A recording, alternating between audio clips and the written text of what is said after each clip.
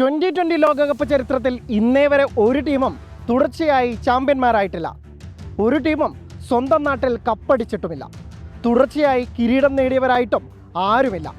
ചരിത്രത്തിൻ്റെ പടവുകൾ താണ്ടാൻ team India Ahmedabad Narendra Modi സ്റ്റേഡിയത്തിൽ ഇന്നിറങ്ങും.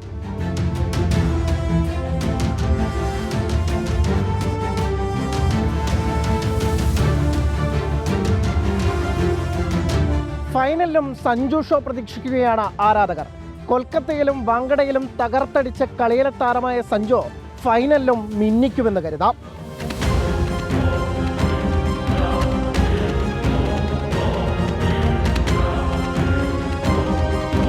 രണ്ട് ഒന്നാം നമ്പറുകാരുടെ ഫോം ഔട്ടാണ് ടീം ഇന്ത്യക്ക് തലവേദനയായുള്ളത്. ബാറ്റർമാരിലെ ഒന്നാം റാങ്കുകാരനായ അഭിഷേക് ശർമ്മയും ബൗളേഴ്സിലെ ഒന്നാം റാങ്കുകാരനായ വരുൺ ചക്രവർത്തിയുടെയും. പക്ഷേ ഫൈനൽ 11-ൽ മാറ്റമുണ്ടാകില്ലെന്ന സൂചന തന്നെയാണ് ക്യാപ്റ്റൻ സൂര്യകുമാർ യാദവ് നൽകുന്നത്.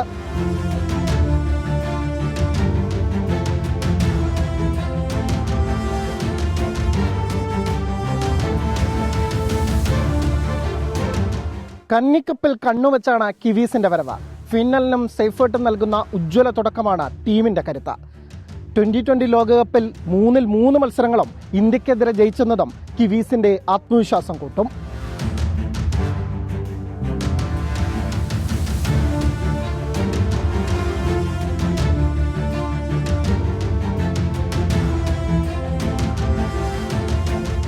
നമ്മുടെ താരങ്ങളുടെ പ്രകടനത്തിനും കിവീസിന്റെ കരുത്തിനുമപ്പുറം ഇന്ത്യൻ ആരാധകർ ആശങ്കപ്പെടുന്ന മറ്റൊന്നുണ്ട്.